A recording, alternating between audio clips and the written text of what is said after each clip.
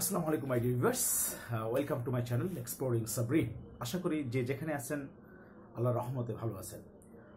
আজকের এই ভিডিও ক্লিপটি নিয়ে আমি আলোচনা করব সদাচরণ ও উত্তম ব্যবহার উভয় জগতের জন্য কল্যাণকর। দ্যাট মিনস এই জগতেও এবং পরজগতেও কল্যাণকর। এবং আল্লাহ রাসূল এক্ষেত্রে কি করেছেন সেক্ষেত্রে কিছু হাদিস সেখানে আমি উপস্থাপন করব। দেখুন, আপনি যদি সদাচরণ করেন, সদাচরণও একটা ইবাদত এবং সেটা আপনি করবেন শুধুমাত্র একমাত্র আল্লাহর সন্তুষ্টির জন্য। আপনি মানুষের সাথে উত্তম ব্যবহার করবেন, সেটা আল্লাহর সন্তুষ্টির জন্য, কোনো মানুষকে সন্তুষ্ট করার জন্য নয়। আপনি ভালো ব্যবহার করবেন, উত্তম ব্যবহার করবেন, ভালোভাবে কথা বলবেন, সেটাও কি সকল ইবাদতের উদ্দেশ্য হচ্ছে আল্লাহ সুবহানাহু ওয়া তাআলার সন্তুষ্টি অর্জন। আপনি দেখেন, আপনি যদি কারোর সাথে একটু রুষ্ট ব্যবহার করেন, একটু নিষ্ঠুর ব্যবহার করেন, হয়তো তার পদ পদবী অনুযায়ী আপনি ব্যবহারটা ভিন্ন করেন, তাহলে এই ক্ষেত্রে আপনি দেখতে পারবেন যে লোকটার সাথে আপনি খারাপ আচরণ করতেছেন সেই লোকটাই হচ্ছে আল্লাহ সুবহানাহু ওয়া তাআলার কাছে অনেক বেশি প্রিয় হতে পারে। এবার আমরা দেখি, চলুন এক্ষেত্রে নববী আখলাক বা আল্লাহ রাসূলের আখলাক কি ছিল বিভিন্ন ক্ষেত্রে আমরা হাদিসের মাধ্যমে জানতে পারবো। আপনি দেখেন, রাসূল করিম সাল্লাল্লাহু আলাইহি ওয়াসাল্লাম আসাস বিন আব্দুল কাস রাদিয়াল্লাহু আনহুকে বলেছিলেন, আল্লাহ তার রাসূল পছন্দ করে এমন দুটি গুণ তোমার মাঝে আছে। কি সেই দুটি গুণ? রাতভর নামাজ পড়া, দিনভর রোজা রাখা। এই দুটো গুণের কথা কি আল্লাহ রাসূল বলেছেন? আল্লাহ রাসূলের কথা শুনে আসাস বিন আব্দুল কায়েস আনন্দ আপ্লুত হয়ে জিজ্ঞেস করলেন, আল্লাহ রাসূল, কি সেই দুটি গুণ? রাসূল করিম সাল্লাল্লাহু আলাইহি ওয়াসাল্লাম বলেন, কর্মে ধীরস্থিরতা, এমনকি আচরণের সহিষ্ণুতা। এই হাদিসটি আছে সহিহ মুসলিমের 24, সুনানে তিরমিজি 1934 নম্বর হাদিস।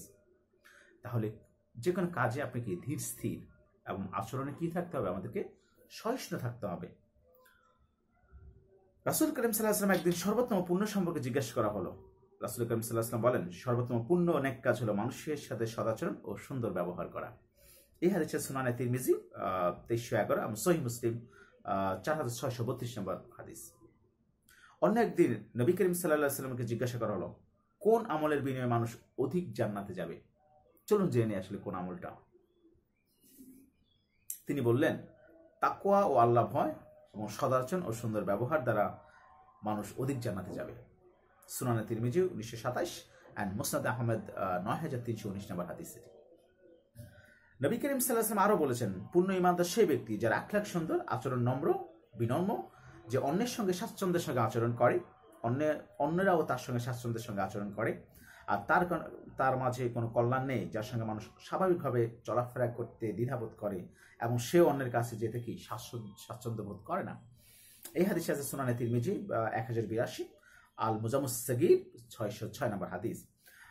তার মেয়ে থেকে বোঝা গেল যে অনেকে মানুষের সাথে স্বাভাবিক আচরণ করে না, ভয়ে ভয়ে তার সাথে ভালো আচরণ করে, সে নিজেও অন্য মানুষের সাথে স্বাচ্ছন্দ্য বোধ করে কথা বলে না।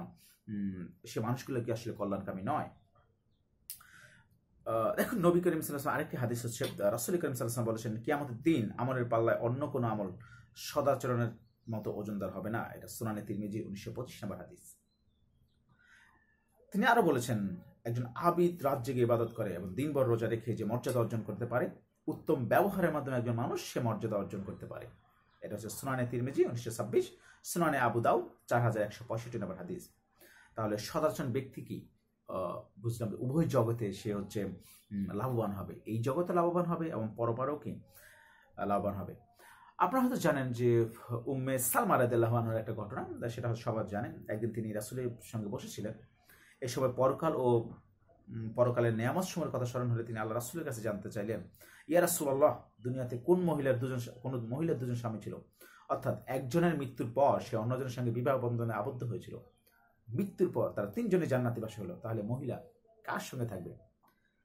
দেখুন আল্লাহ রাসূল কি উত্তর দিলেন, যে স্বামী রাত জেগে অধিক ইবাদত করতো তার সঙ্গে, যে স্বামী সারাদিন রোজা রাখতো তার সঙ্গে না, ইলম ও জ্ঞানের গভীরতা যে অগ্রসর ছিল তার সঙ্গে, তাও না। আল্লাহ রাসূল এগুলোর কোনোটিই বললেন না। আল্লাহ রাসূল উত্তর দিলেন, যার আচরণ ও ব্যবহার অধিক সুন্দর ছিল তার সঙ্গে থাকবে। একথা শুনে উম্মে সালমা খুব অবাক হলেন। নবীজি তাকে অবাক হতে দেখে বললেন, উম্মে সালমা, উত্তম ব্যবহার তো দুনিয়া ও আখিরাতে সকল কল্যাণের স্বপন। সোজা কথা, সদাচরণ এবং উত্তম ব্যবহার দিয়ে আপনি এই জগতেও কল্যাণ পেতে পারেন এবং পরজগতেও কল্যাণ পেতে পারেন। সো ভিউয়ার্স, আমাদের আসলে সকলের সাথে উত্তম ব্যবহার করতে হবে, সদাচরণ করতে হবে এবং যা কিছুই করবো না কেন সেটা হচ্ছে আল্লাহ সুবহানাহু ওয়া তাআলার সন্তুষ্টি। সকল ইবাদতের মূল, আবারও বলি, আল্লাহ সুবহানাহু ওয়া তাআলার সন্তুষ্টির জন্য, অন্য মানুষকে, প্রভাবশালী মানুষকে সন্তুষ্ট করার জন্য, কোনো মানুষকে সন্তুষ্ট করার জন্য নয়। So dear viewers, thanks for watching this video and thank you very much.